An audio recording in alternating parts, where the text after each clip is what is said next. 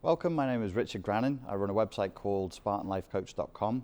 What I predominantly do is I help people to overcome trauma, particularly childhood trauma and abusive relationships that would typically be with somebody who would be defined as narcissistic or having borderline personality disorder. The first thing I want to do with you guys that is necessary is I need to share something with you. And the thing I'm going to share with you takes about 10 minutes to get through, and it will make all of you smarter than 90% of psychotherapists and counselors out there. And I can give it to you inside of 12 minutes. The purpose of this talk is to help men avoid and escape and recover from abusive relationships with women who are toxic, with women who probably would vector in for the diagnosis of narcissistic personality disorder or borderline personality disorder. But before we get into that, I need to share with you something from psychology that is not very well known, not very well understood, and is a very underused concept. And it's a concept that I believe if people were using it more frequently, we would have a lot of people stuck in therapy or needing therapy. And it's the concept of, it's called CPTSD. CPTSD. Now, when you think about PTSD, because of movies, mass media, you'll think usually of combat veterans or people who've been through a single incident. PTSD usually is thought of as being singular. It's a singular event that you can recall visually, auditorily, and kinesthetically. So if I say to you, what did you fucking eat for breakfast this morning? You'll remember shoving stuff in your face, and you'll remember the sounds around you, the flavor of it, and how you feel and who you were talking to at that time.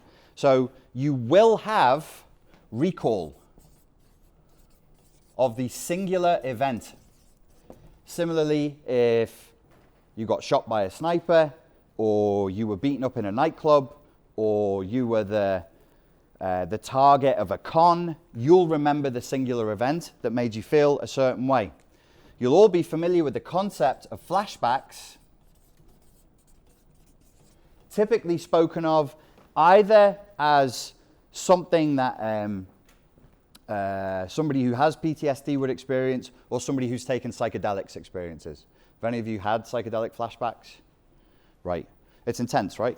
Because the psychedelic experience is so intense, it lays down neural pathways that are thick and strong from a singular incident. The only other thing that can do that is intense pain or intense pleasure. The only other thing that can do it, which is why right before the session we were talking about psychedelics being used to resolve trauma. It's the only thing that can affect the neuroplasticity of the brain to the extent that these neural pathways can be burnt out, potentially. So, classic PTSD, singular event, you have recall, and you have flashbacks that are visual, auditory, kinesthetic. You remember what you saw when it happened, you remember what you heard, you remember how you felt. Complex post-traumatic stress disorder. I think discovered in 1991 by a psychiatrist called Judith Herman. She was working both with combat veterans, or had worked with combat veterans, and she'd worked with people who had grown up having survived extensive childhood trauma. And she saw the overlap in the symptoms. And she put forward a hypothesis called complex post-traumatic stress disorder. In complex post-traumatic stress, it is never a singular event. It is a series of events over time, like being a political prisoner who's being tortured daily, or a child stuck in an abusive family unit. It has the same impact on the system, on the biology, on the brain, on the hormonal system, and on the HPA axis. Complex post-traumatic stress is harder to treat because it is harder to see, it's typically thought. So it's actually a series of events, and it needs to have another element to it where there is no escape. The client must have felt trapped. There's no escape. There is no recall or little recall necessary for it to be CPTSD, and the flashbacks are not visual and auditory and kinesthetic. The flashbacks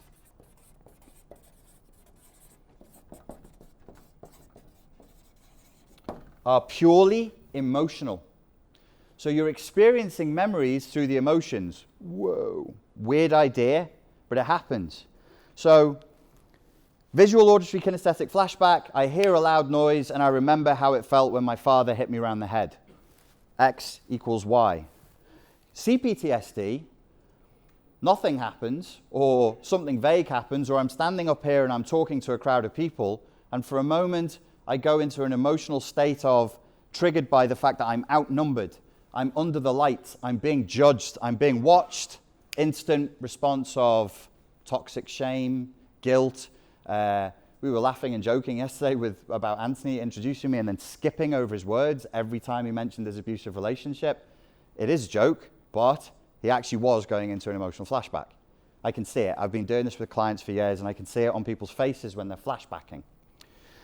An emotional flashback can be so intense that it shuts down the whole system.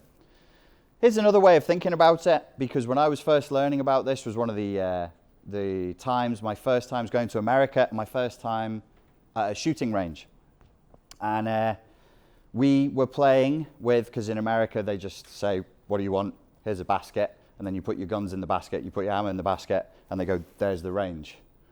It's not like England. I mean, people would be giving you a full 40-minute lecture before they even let you look at the pistol with your naked eyes. And they just sent us on. They said, go over there. Try not to hit anyone. We're like, okay.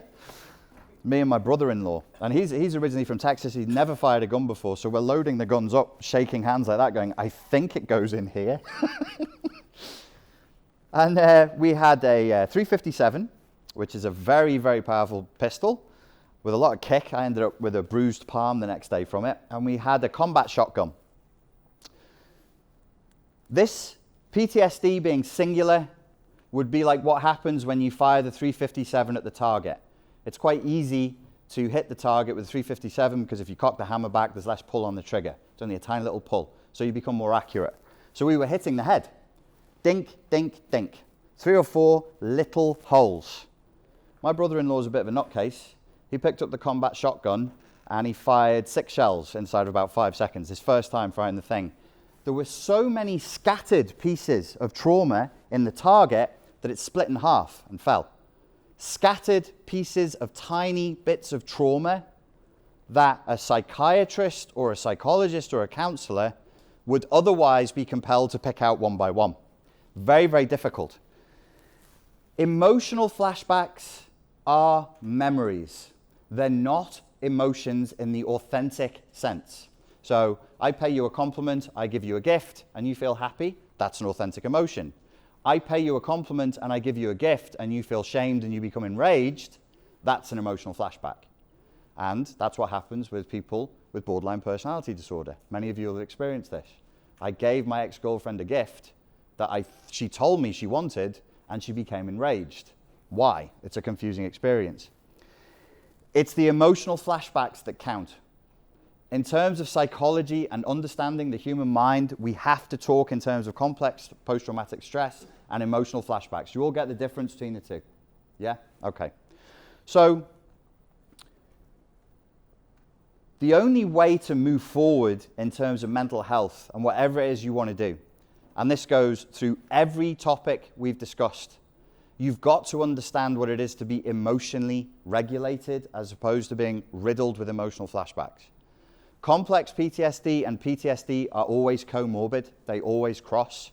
This is my hypothesis. This is not the published literature, but based on what I've seen, there's no such thing as somebody with pure PTSD who doesn't have CPTSD, and vice versa. People who come to me with CPTSD, you have to deal with their PTSD as well.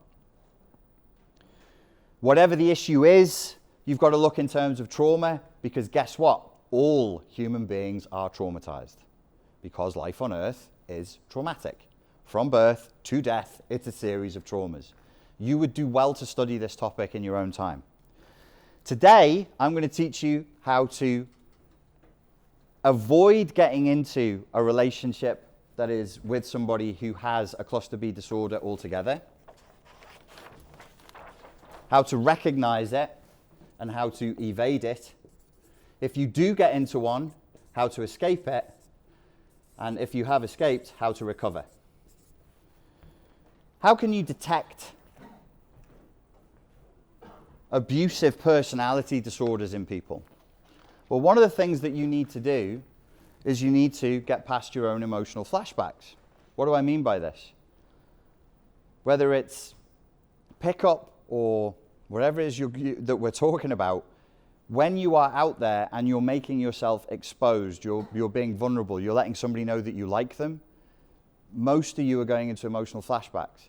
I've heard pickup artists talk to you about that theoretical situation and watched you in the crowd go into emotional flashbacks because you're scared of it, because it's a terrifying experience. Why is it a terrifying experience? I've thought about this for a while because I'm terrified of it too, but it's disproportionate. Like, what's the disproportionate terror of approaching somebody or letting somebody know that you like them? I've got an idea.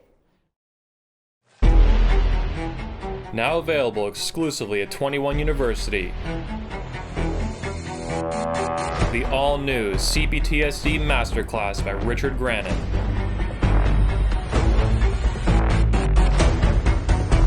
This is the world's most advanced educational course on healing from complex trauma as a man.